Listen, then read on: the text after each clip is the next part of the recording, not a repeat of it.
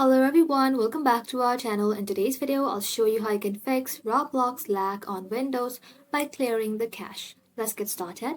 This often happens when old or corrupted cache files build over time, so let's fix this issue. First of all, you have to make sure the Roblox app is completely closed before you begin.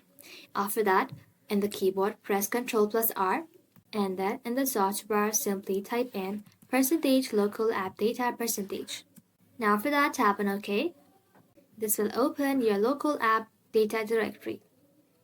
Scroll down to find Roblox folder, tap onto it, and just like that, simply in the keyboard, press Ctrl+A to select it, and then press delete on your keyboard.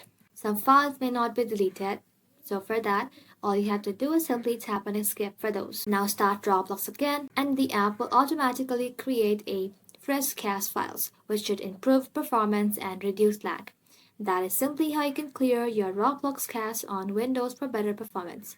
Thank you all for watching. If this video was helpful, leave a like and sub, and I'll see you in the next one.